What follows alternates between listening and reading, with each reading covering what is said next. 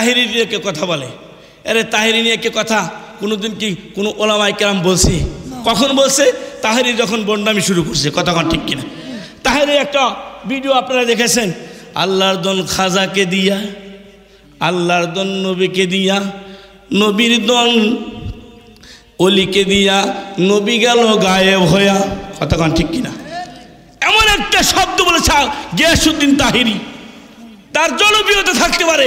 কথাটা বলছে কি যে আল্লাহর দন নবীরে দিয়া, নবীর দন খাজারে দিয়া, আল্লাহর নবী গেছে গায়েব হইয়া। নাউজুবিল্লাহ বলেন। এত বড় একটা কুফরিমূলক কথা বলবে, আর আমাদের ওলামায়ে দেওবন্দ, ওলামায়ে হক নীরব থাকবে, নিস্তব্ধ থাকবে। এটা তুমি কেমনে বুঝলে? কতক্ষণ ঠিক কিনা? কারণ আজ অবধি কোনো আলেম কারো বিরুদ্ধে কথা বলে নাই। তখন কথা বলেছে যখন সে কোরআন হাদিসের বিরুদ্ধে কথা বলেছে। কথা বলে ঠিক কিনা? তখন দেওবন্দি ওলামায়ে কেরাম বুকের তাজা রক্ত ময়দানে দিয়ে প্রমাণ করেছে, জীবন যদি দিতে হয় কোরআনের জন্য জীবন যদি দিতে হয়, হাদিসের জন্য দেব, জীবন যদি দিতে হয় হকের জন্য, জীবন দিয়ে নিজেকে শহীদের কাতারে রাখবো। কথা বলে ঠিক কিনা? আর আজকে আমরা বিভিন্ন জন বিভিন্নভাবে মন্তব্য করি যে এই দারুল উলুম দেওবন্দের সন্তানেরা এরা খালি আহলে হাদিসের বিরোধিতা করে, গিয়াসউদ্দিন তাহিরি বিরোধিতা করে, কি বলেন, মাজার পূজারি বিরোধিতা করে। এই নবীজি নিজে বলেছেন, বনি ইসরায়েলের মতন আমার কবরকে মাজার পূজা করিও না। কথা বলেন ঠিক কিনা? মাজারে সেজদা দিবে লোকজন, শিরক করবে। আর ওলামায়ে দেওবন্দ তাকায় থাকবে? হতে পারে না। কারণ ওলামায়ে দেওবন্দ জিম্মাদারি আছে যে যতক্ষণ পর্যন্ত বুকে তাজা রক্ত আছে এই বাংলার জমিনে কোনো ব্যক্তিকে, মাজার পূজারী ব্যক্তি বিশেষকে সেজদা দিতে দেব না। কথা বলেন ঠিক কিনা? মাজারে সেজদা দিও না, মাজারের সুন্নতের উপর আমল করো। দেখো তো কোনো হক্কানি ওলামায়ে কেরাম, ওলামায়ে দেওবন্দ কথা বলে কিনা? আহলে হাদিসদের বিরুদ্ধে কোনো ওলামায়ে কেরাম কথা বলে কিনা? তোমরা উল্টা কথা বলবা, আর তোমাদের বিরুদ্ধে ওলামায়ে হক কথা বললে কয় ওলামায়ে দেওবন্দ ভালো নয়। কথা বলেন ঠিক কিনা? তুমি উল্টা চলবা, ওলামায়ে হকের জিম্মাদারি আছে, তুমি উল্টা চললে ওলামায়ে হক এটা মেনে নেবে না। ওলামায়ে কেরাম বুকের তাজা রক্ত দিয়ে হলেও বাংলার জমিনে আল্লাহর দ্বীনকে টিকে রাখবে। কথা বলেন ঠিক কিনা? আল্লাহ আমাদের সহি বুঝ দান করুক, আমিন কন। বাবারে, দিল থেকে ব্যথা গলা বলতেছি বাবা, এই দুনিয়া থাকার জায়গা না, আজ না হয় কাল চলিয়া যাব। কথা বলেন ঠিক কিনা? এ বাজান, চোখের সামনে মা গেল, চোখের সামনে বাবা গেল, চোখের সামনে বিবি চলিয়া গেল, চোখের সামনে বন্ধু চলিয়া গেল। আরে দুনিয়াতে আসছিলাম একা, আবার যাইতে হবে একা। এ বাজার, তোমাদের পায়ে দুনিয়া বলি, এখনো সময় আছে রে বাবা। ওলামায়ে কেরামের সহবতে চলিয়া যাও। ওলামায়ে হক যেমনে থাকতে বলে, ওলামায়ে কেরাম যেমনে চলতে বলে, ওইভাবে নিজের জীবনকে চলাও বাজার। আল্লাহ তোমাকে দুনিয়ার জমিনে ইজ্জত দিবে। কথা বলেন ঠিক কিনা? আমার আল্লাহ কোরআনুল কারীমের মধ্যে সুন্দর করে বয়ান করেছেন, ফাসআলু আহলায যিকরি ইন কুনতুম লা তা'লামুন। তোমার যে বিষয় জানা নাই ওই বিষয়ে যদি জানতে চাও তাহলে ওলামায়ে হক্কানি আছে যারা জানে, তাদের কাছ থেকে জেনে নাও। কথা বলেন ঠিক কিনা? এবার জান, তোমার যে বিষয় জানা নাই ওই বিষয় যে জানে তার কাছ থেকে জেনে নাও। দেখতে পারবা দুনিয়াতে আল্লাহ ইজ্জত বাড়ায় দিছে, আখিরাতে ইজ্জত বাড়ায় দিছে। কথা বলেন ঠিক কিনা? এবার জান, তোমাদের পায়ে দুনিয়া বলি রে বাবা, সময় বড় অল্প, কে কোন সময় চলিয়া যায় হায়াতের কোনো গ্যারান্টি নাই। কথা কন না বাজান রে আমার, আমরা কখনো সাদ সাহেবের বিরুদ্ধে কথা বলতাম না, স্যার সাহেবকে আমরা ইজ্জতের উচ্চ শিখরে রাখতাম, কারণ স্যার সাহেব আমার নবীজির সাহাবী আবু বকরের বংশধর থেকে চলে আসছে। আল্লাহু আকবার বলেন। স্যার সাহেবের পায়ে দুনিয়া বলি বাজান, এখনো সময় আছে। তোমার যে মাসলা ভুল আকিদাগুলা দিয়েছ, যেই ভুল আকিদায় তুমি বিশ্বাসী, ওই ভুল আকিদাগুলার সম্পর্কে ওলামায়ে দেওবন্দের সাথে বসিয়া ওই আকিদাগুলা তুমি ঠিক করিয়া নিয়া, তোমার আকিদা যদি ভুল থাকে তওবা করিয়া নাও। আর যদি ওলামায়ে দেওবন্দ যদি বলে ঠিক আছে, তাহলে তুমি চলো, দেখবা বাংলার ওলামায়ে কেরাম তোমাকে মাথার উপর রাখবে। কথা বলেন ঠিক কি না? কারণ বাংলাদেশের জমিন এটা নবী প্রেমিক জমিন। এই জমিনের মধ্যে 4 জন সাহাবীর লাশ আছে। এই জমিনটা এত জমিন, এই জমিনটা এত সুন্দর জমিন, যেই জমিনে ওলামায়ে কেরামকে মানুষ ইজ্জত দিতে জানে। কথা বলেন ঠিক কি না? এ বাজান, স্যার সাহেবের অনেক কথা বলার মধ্যেও এই কথাটা ছিল বাজান, যে হেদায়েতের মালিক আল্লাহ না, হেদায়েতের মালিক হলো নবীরা। নাউজুবিল্লাহ বলেন, নাউজুবিল্লাহ বলেন।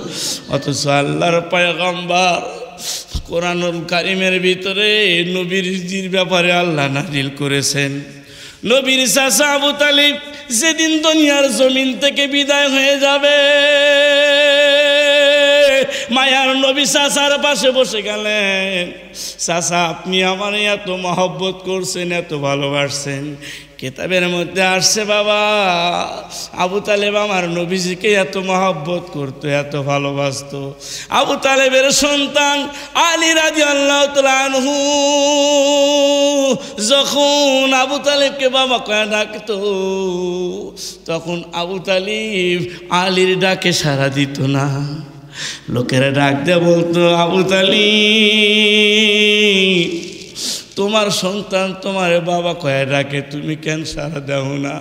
আবু তালেব গোটা জাতির সামনে বলে, ও মক্কার লোকেরা শোনো, আমার ভাতিজার আমার পাশে থাকে। আমার সন্তান যখন আমার বাবা কয়ে ডাক দেয়,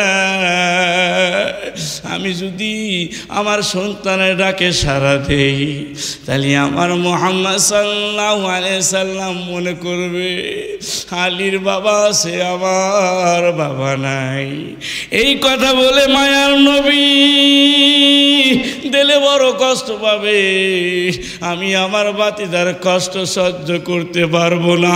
আল্লাহু আকবার বলে। এ বাজান,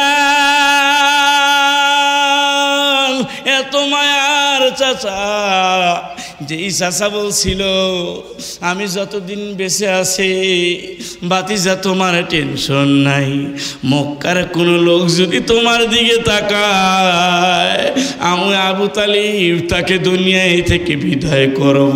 আল্লাহু আকবার বলেন। নবী আমার ডাক দা বলেন, মায়ার চাচা আমাকে এত মহব্বত করো তো। চাচা যেদিন দুনিয়ায় থেকে বিদায় হয়, সেদিন আমি চাচার কাছে গিয়া বললাম, চাচা তুমি আমার এত মহব্বত করো, তুমি আমার এত ভালোবাসো, চাচা তোমার কাছে আমার একটা অনুরোধ, ও চাচা একটা বারের জন্য কালেমা পড়ে নাও, যাতে আমি কিয়ামতের ময়দানে তোমাকে সুপারিশ করে জান্নাতে নিয়ে যাইতে পারি। এবার আবু তালেব ডাক দেখায়, ভাতিজা রে, তোমার দিনকে আমি বিশ্বাস করি, তুমি আখিরি জামানার পয়গম্বর। হেদায়েত থাকতো আমি বেলাল হেদায়েত পাইতাম না, কারণ আমি আফ্রিকার কালো মানুষ, আমার ঠোঁটটাও যে মোটা, আমার চেহারাতে এমন সুন্দর না, নবীর হাতে হেদায়েত থাকলে আমি হেদায়েত পাইতাম না। কথা বল ঠিক কিনা? বেলাল এই কথা ভাবে আর নিজেকে ধিক্কার দেয়। বেলাল, আল্লাহ তোমার হেদায়েত দিছে, যার কারণে তুমি বেলাল এত দামি হয়ে গেছো। আল্লাহু আকবার বলেন। বেলাল হেদায়েত কেমনে পাইল বাবা? বেলাল উমাইয়া নামক এক কাফেরের গোলাম ছিল। মায়ার নবী যেই দিন আবু বকর সিদ্দিককে নিয়া গানে সুরের মধ্যে আত্মগোপন করছিলেন, মায়ার নবী আবু বকরকে ডাক দেখায়, আবু বকর রে, আমার গলা বড় শুকায় গেছে, দেখতো পাহাড়ের পাদদেশে কোনো ছাগল পাস কিনা, যদি কোনো ছাগল পাও ওই রাখালের থেকে ছাগলের একটু দুধ আইনা আমারে খাওয়াইয়া দাও, আমি নবীর পিপাসা মিটবে। বেলাল এবার যখন মায়ার নবী আবু বকরকে এই কথা বললেন, আবু বকর চোখের পানি ছেড়ে দিয়ে কান্দে, আরে নবী আমার পিপাসায় কাতর, আমি কেমনে নবীর পিপাসা দূর করব? আবু বকর সিদ্দিক রাদিয়াল্লাহু আনহু জাবালে সুর থেকে হাঁটি হাঁটি পা পা করে নামলেন। দেখেন পাহাড়ের পাদদেশে এক রাখাল বকরি চড়াইতেছে। রাখালের কাছে আবু বকর গেলেন, রাখাল ভাই তুমি কি পারবানি আমার মায়ার নবীর জন্য একটু তোমার গাভীন, তোমার দুধ দেওয়া ছাগল থেকে একটু দুধ দিতে?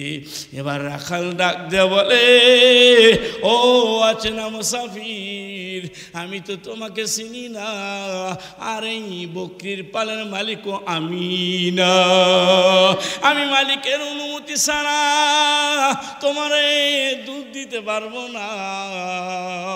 আবু বকর ডাক দেয়া কয়, রাখাল দে না, রাখাল দে না। রাখাল ডাক দেয়া কয়, এ কাম হবে না, আমার মালিকের অনুমতি ছাড়া আমি তোমাকে এক ফোঁটা দুধ দিতে পারবো না। আবু বকর সিদ্দিক বারাকান্ত মন নিয়া জাবালে সুরে যেই জায়গায় নবীজি আত্মগোপন করেছিলেন মায়ার নবীর পাশে গেলেন। ডাক দেয়া কয়, মায়ার নবী, রাখাল তো আপনারে দুধ দিল না, আপনি পিপাসায় কাতর হয়ে আছেন, আমার জীবনের বদলায় যদি আপনার পিপাসা দূর করতে পারতাম আমি আবু বকর বড় খুশি হইতাম। ও মায়ার নবী, আপনারে আমি কি দিয়ে আপনার পিপাসা দূর করি? মায়ার নবী আবু বকরকে ডাক দেয়, বলে, আবু বকর যাও, বকর যা, রাখালের কাছে গিয়ে বল রাখাল একটা ছোট্ট পাটি বাচ্চা দিবে কিনা। রাখালের কাছে গিয়ে বল এত একটা ছোট্ট বকরির ছানা যেন আমারে দেয়, যেই বকরি কোনোদিন দুধ দেওয়ার ক্ষমতা নাই, যেই বকরির এখনো ছোট ছোট স্তন হয়েছে, যেই বকরি এখনো বাচ্চা দেয় না,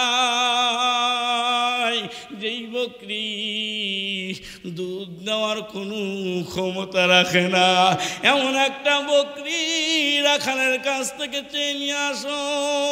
আবু বকর সিদ্দিক জাবালে সুর থেকে নাইমা রাখালের কাছে চলে গেলেন। ভাই রাখাল, বড় বকরি দিতে তো তুই রাজি হস না, কারণ বড় বকরির থেকে যদি দুধ দহন করে খাই মালিকের অনুমতি ছাড়া তুই দুধ দিলি, কিয়ামতের ময়দানে জবাবদিহি করতে হবে। এ রাখাল, আজকে আমি বড় বকরি চাই না, আমি তোমার কাছে আইছি, এমন একটা বকরির ছানা আমারে দাও, যেই বকরির ছানা দুধ দেওয়ার কোনো ক্ষমতা নাই, ছোট ছোট স্তন উঠছে। এবার রাখাল ডাক দেয়া বলে, এমন বাচ্চা নিয়ে যদি তুমি যাও তাহলে কোনো সমস্যা নাই, কারণ যেই বাচ্চা দুধ দেওয়ার কোনো ক্ষমতা নাই সেই বাচ্চারে যদি তুমি নিয়ে যাও তাহলে মালিকের কাছে আমার কৈফিয়ত দেওয়া লাগবে না। এবার আবু বকর সিদ্দিক ছোট্ট বকরির ছানাটারে কোলের মধ্যে নিয়া জাবালের সুরে যখন উঠিয়া মায়ার নবীর কাছে গেলেন, ওইদিকে রাখাল বেচারা আবু বকর সিদ্দিকের পিছে পিছে রওনা হয়ে গেলেন। আমি আজকে দেখব এই ছোট্ট বকরির ছানা দিয়ে কি করে। যখন আবু বকর সিদ্দিক এই ছোট্ট বাচ্চাটাকে মায়ার নবীর পাশে আনলেন, আবু বকর সিদ্দিক বলেন আমি তাকে দেখি বকরির ছোট ছোট স্তন, দুধ দেওয়ার কোনো ক্ষমতা নাই। আমি মায়ার নবীকে দেখলাম নবীজি বিসমিল্লাহ বলে যখন ছোট্ট বকরির ছানার স্তনের মধ্যে হাত লাগাইয়া দিছে, নবীজি যখন হাত লাগাইয়া দিলেন এবার বকরির ছানা মালিকের দরবারে মুখটা উঁচু করে বলেন মালিক আমি জানি আমার বকরির স্তনে দুধ নাই। মায়ার নবী আমার স্তনে হাত লাগাইয়া দিছে, আমার নবী খালি হাতে যদি যায় আমার বড় কষ্ট হবে গো আল্লাহ। ও গো মায়ার আল্লাহ, আমি ছোট্ট বকরির ছানা হয়ে তোমার কাছে একটা দাবি করলাম, আমার নবীর ইজ্জত রাখার্থে আমার বকরির ছানার মধ্যে যতগুলো রক্ত আছে রে মালিক সমস্ত রক্তগুলোকে দুধ বানাইয়া দাও, সমস্ত রক্তগুলোকে দুধ বানাইয়া দাও। নবীর ইজ্জতের খাতির লা ইলাহা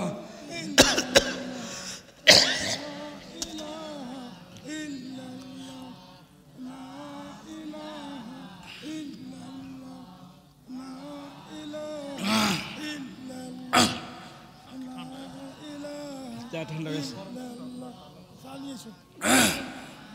লা ইলাহা, এটা চা নিয়ে এসো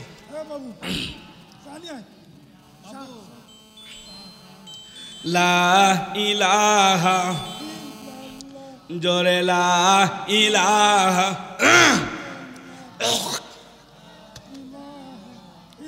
লা ইলাহা ইল্লাল্লাহু মুহাম্মাদুর রাসূলুল্লাহ। আল্লাহু আকবার। সব কিছু কর্ণওয়ালা জাতকে আল্লাহ ইজ্জত দিতেও পারে, বেইজ্জতি করতে পারে। খেলা কার? হিদায়াতের মালিককে। ইন্নাকা লা তাহদি মান আহবাবতা ওয়ালাকিন্নাল্লাহা ইয়াহদি মান ইয়াশাউ। আল্লাহু আকবার বলেন। আল্লাহ বলেন হেদায়েতের মালিক আমি আল্লাহ। দুনিয়ার মানুষের হাতে আমি হেদায়েত রাখি নাই, নবীদের হাতেও হেদায়েত রাখি নাই। হেদায়েতের মালিক আল্লাহ। যেই আল্লাহ তোমার ইজ্জত দিতে পারে, সেই আল্লাহ তোমারে বেইজ্জতি করতে পারে। কথা বলেন ঠিক কিনা? বকরি ডাক দে বলে মালিক আমি জানি আমার স্তনে দুধ নাই, কিন্তু আমার শরীরে তো রক্ত আছে। আমার নবীজি বিসমিল্লাহ বলে আমার স্তনের মধ্যে হাত লাগাইছে, আমি নবীর হাতকে ফিরে দিতে পারবো না। নবীর ইজ্জতের খাতিরে তুমি আমার শরীরের রক্তগুলাকে দুধ বানাইয়া দাও। আল্লাহু আকবার বলেন। এ বাজান এই দৃশ্য রাখাল দেখতেছিল, রাখাল দেখা আশ্চর্য হয়ে গেছে। রাখাল দৌড় দিয়া ডাক দেখায় আপনি সাধারণ কোনো ব্যক্তি না, আপনি হলেন আখিরি জামানার পয়গম্বর হযরত মুহাম্মদ মুস্তাফা সাল্লাল্লাহু আলাইহি ওয়াসাল্লাম। আল্লাহু আকবার বলেন। ডাক দে বলেন নবীজি আপনি আখিরি জামানার পয়গম্বর, আপনি আমারে চিনছেননি, আপনি তো আমারে ছিলেন না। আমি হইলাম এই জামানার সবচাইতে বড় কাফের, উমাইয়ার গোলাম, আমার নাম হলো বেলাল। আল্লাহু আকবার বলেন। বেলাল ডাক দিয়ে বলে, নবীজি আপনি আমারে দ্রুত কালেমা পড়াইয়া দেন। বেলাল যখন কালেমা পড়লো, বাবা এই কথা যখন উমাইয়া জানতে পারলো, উমাইয়া বেলালের উপরে এমন কষ্ট দেয়, বেলাল চোখের পানি ছেড়ে দিয়ে কান্দে। ডাক দে বলে, উমাইয়া রে, ও কাফের আবু জেহেল, আমার গলায় দড়ি লাগাইয়া মক্কার বালুকার ময়দানে তোরা টানতে পারিস, আমার দেহ ক্ষত বিক্ষত হইতে পারে, তবে মনে রাখিস জীবন চলে যাইতে পারে, একটা বারের জন্য এই নবীজির কালেমা ছাড়ব না। চিল্লা কান্না মারহাবা। এ বন্ধু, আগেই বলছি হেদায়েতের মালিক কে? হেদায়েতের মালিক আল্লাহ, হেদায়েতের মালিক নবী না। কথা বলেন ঠিক কিনা? কিন্তু সাহেব বয়ান করছে হেদায়েতের মালিক নবীরা, হেদায়েতের মালিক হলো নবীরা, আল্লাহ নয়। নাউজুবিল্লাহ বলেন। এ মুসলমান ভাইয়েরা, তোমাদের কাছে আমি বয়ান করতে চাই বাবা, ও বাজার, হেদায়েতের মালিক আল্লাহ, হেদায়েতের কোলে যখন বেলালকে আল্লাহ উঠায় নিলেন, কালেমা পইরা যখন মুসলমান হইলেন, দেখেন বেলালকে আল্লাহ কত দামি করিয়া দিছে। চিল্লা কান্না মারহাবা। বেলাল ডাক দে বলে, আল্লাহ আমি বেলাল, বেলাল কালেমা পড়ার কারণে আবু জেহেল, উতবা, সাইবা, উমাইয়া আমারে মারে, এমন অবস্থা কইরা দিছে।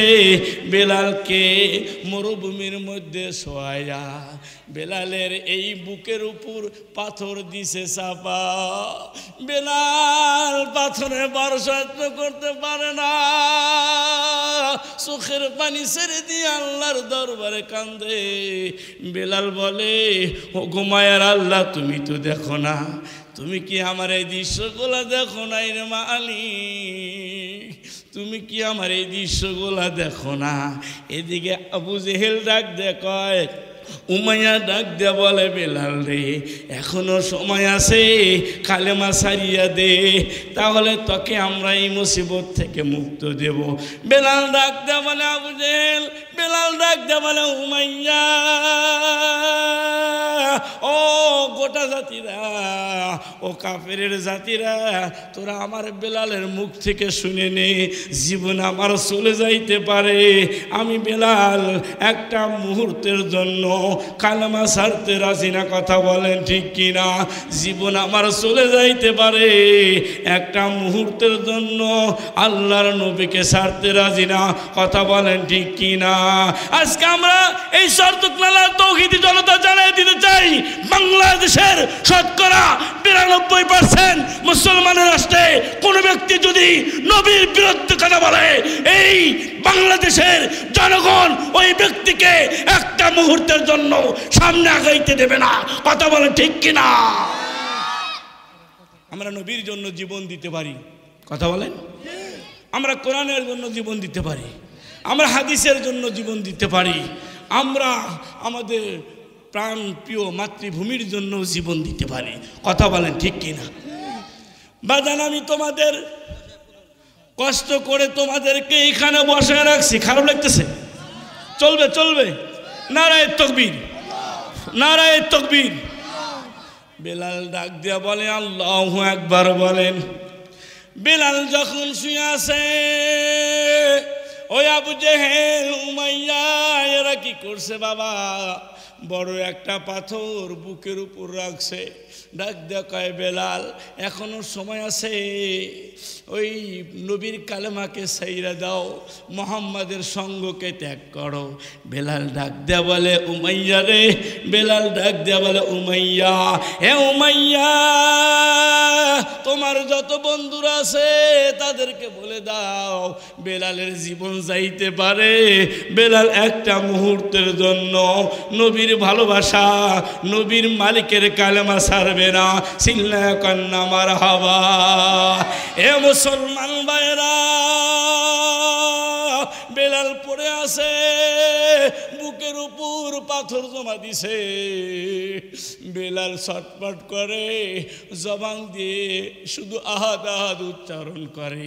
এবারে বেলাল ডাক দেখায় মায়ার মালিক, ও মায়ার মালিক, তোমার নবীকে ভালোবাসার কারণে, তোমার কালেমাকে জবানে উচ্চারণ করার কারণে মক্কার কাফেররা আমারে এই বালুকার ময়দানে শোয়াইয়া কত বড় পাথর চাপা দিছে, তোমার নামটা জপতে আমার বড় কষ্ট হয়। আল্লাহু আকবার বল। বেলাল ডাক দেখায় মায়ার আল্লাহ, তোমার নামটা নিতে বড় কষ্ট হয়, তবে মালিক তুমি তো সব পারো, তুমি তো পয়গম্বর ইব্রাহিমকে যখন আগুনের মধ্যে ফালাইছিল, তুমি তখন পয়গম্বর ইব্রাহিমের জন্য আগুনটাকে ফুলের বাগান বানাইছিলা, কথা বলেন ঠিক কিনা? ও মায়ার আল্লাহ, তুমি যদি ইব্রাহিম পয়গম্বরের জন্য যদি আগুনকে বাগান বানাইতে পারো, তুমি আল্লাহ কি পারো না আমার এই পাথরটাকে তুলার মতো পাতলা করে দিতে? বেলাল বলতে দেরি হইছে, পাথরটা তুলার মতো পাতলা হইতে দেরি হয় নাই। চিল্লা কন্না মারহাবা। এ মুসলমান ভাইরা, আবু জেহেল উতবা উমাইয়া এরা তো মনে করছে বেলাল তো মারা গেছে, বেলাল তো দুনিয়ার জমিনে নাই। সকালবেলা তারা বেলালের লাশটা ফালানোর জন্য চলে আইছে, আইসা দেখে বেলাল তো মারে নাই, বেলালের পাথরটা উপরে এইরকম পাতলা হয়ে ভাসতেছে, আর বেলালের জবান থেকে তৌহিদের এলান কালেমার জিকির হইতেছে। চিল্লা কান্না মারহাবা। এ মুসলমান ভাইরা রে, এই খবর যখন উমাইয়া, এই খবর যখন উতবা আবু জেহেল শুনতে পারলো, আবু জেহেল সবাই মিলা বেলালের কাছে চলে আইছে। বেলালের কাছে যখন আসলো রে বাবা, বেলালের অবস্থা দেখা বেলালকে তারা সুন্দর করে শোয়া থেকে উঠাইয়া, এবার আবু জেহেল উতবা সাহেবা উমাইয়া ডাক দেয়া কয়, যেই জবান দিয়ে বেলাল কালেমার জিকির করে, যেই জবান দিয়ে বেলাল আল্লাহ আল্লাহ জিকির করে, সেই জবানকে, সেই জবানের ভিতরে আমরা বাবলা গাছের কাঁটা ঢুকাইয়া দেব। চিল্লা কন্যা নাউজুবিল্লাহ। এবারে দেখেন কি করলো রে বাবা, বেলালে দুই পাশে দুইজন হাত ধরলো, বেলালের জিহ্বাটারে টাইনা টাইনা বের করে, যখন কিছুটুক জিহ্বা বের করে বেলাল কান্দে, বড় কষ্ট হয়। বেলালের জিহ্বার ভিতরে বাবলা গাছের কাঁটাগোলা ঢুকাইতেছে। আবু জেহেল উতবা উমাইয়া ডাক দেয়া কয়, কালেমা পড়ার বড় শখ, নবীর ইশক তোর বুকের ভিতরে জ্বলে, একটু জ্বলাটা সাইজ করিয়া দেই। বেলাল ডাক দেয়া কয়, মালিক এই জবান দিয়ে তোমার কালেমা পড়েছি, এই জবান দিয়ে তোমার নবীর ভালোবাসা প্রকাশ করেছি, কিন্তু কাফেরেরা এইটা সহ্য করতে পারে নাই।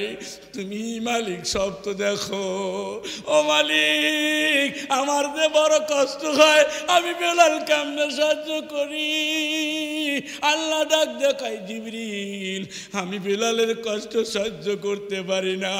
এই মুহূর্তে জিবরিল বেলাল থেকে নিয়ে আমার আরশে আজিম পর্যন্ত যতগুলো দরজা আছে সব দরজাগুলা খুইলা দে, চিল্লা কান্না মারহাবা। এ বাজার আল্লাহ রাব্বুল আলামিনের আরশে আজিম পর্যন্ত দরজাগুলা যখন খুইলা গেল, এবার বেলাল রাদিয়াল্লাহু আনহু আসমানের দিকে তাকায়া মুস্কি মুস্কি হাসে। এবার মুস্কি মুস্কি হাসে আর আবু জেহেল উতবা সাহেবা এরা বাবলা গাছের খাটাগুলো বেলালের জিহ্বার ভিতরে ঢুকায়। আল্লাহু আকবার বলেন। এ মুসলমান ভাইরা রে আমার, বেলাল তবুও কালেমার বাণী ছাড়ে নাই, বেলাল তবুও নবীজির ইশকের মহব্বত ছাড়ে নাই। বলে জীবন যাবে কালেমার আওয়াজ বন্ধ করব না, জীবন যাবে নবীজির ভালোবাসা বন্ধ করব না, সিল্লা কন্যা মারহাবা। এ বাজার এই দেখেন বেলাল কেমনে দামি হয়ে গেল রে বাবা। এই বেলাল রাদিয়াল্লাহু তাআলা আনহু ইসলামের জন্য কষ্ট করার কারণে আল্লাহ তারে দামি বানিয়ে দিছে। কথা বলেন ঠিক কিনা? আজকে যারা নবীর বিরুদ্ধে কথা বলে, কোরআনের বিরুদ্ধে কথা বলে, যারা মসজিদ মাদ্রাসা নিয়ে কথা বলে, আমরা তাদের বিরুদ্ধে দাঁড়াবো। প্রয়োজন হলে বুকের তাজা রক্ত দিয়ে এই বাংলার জমিনকে লাল করে দেব, তবু এই জমিনে কোন নাস্তিককে নবীর বিরুদ্ধে কথা বলতে দেব না। কতক্ষণ ঠিক কিনা? কারণ শহীদ মরতে দেরি হবে, শহীদ জান্নাতে যাইতে দেরি হবে না। কথা বলেন ঠিক কিনা? তোমরা আমার সুন্নতকে নিয়ে তাচ্ছিল্য করবে, সুন্নতকে নিয়ে অবমাননা করবে, আর আমরা এটাকে দেখব, এটা হতে পারে না। তোমরা মাজারে সেজদা দিবা, কথা বলেন, তোমরা মাজারে সেজদা দিবা আর কইবা একটা বেটা দে রে বাবা, একটা বেটাতে। কথা বলেন ঠিক কিনা? জিকির করার একটা ঢকগিল আছে, কি জিকির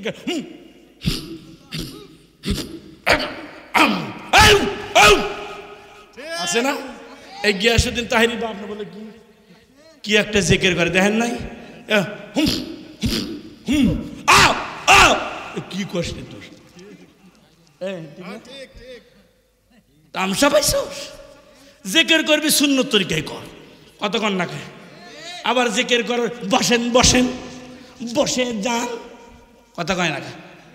জিকির নিয়ে ফাতলামি, জিকির নিয়ে মজাক, সুন্নত তরিকায় সুন্দর করে জিকির কর। কারণ আল্লাহ পাক জিকির হলো মুমিনের কলবের শান্তি দিয়েছে। কথা বল ঠিক কিনা? সুন্দর করে জিকির কর। ওলামায়ে দেওবন্দ কথা বলবে না, সুন্দর করে মাজারগুলো হেফাজত কর। কারণ ইখতিলাফে উম্মতের ভিতরে আসছে, আমরা যারা মাজারে যাব এই নিয়তে যদি যা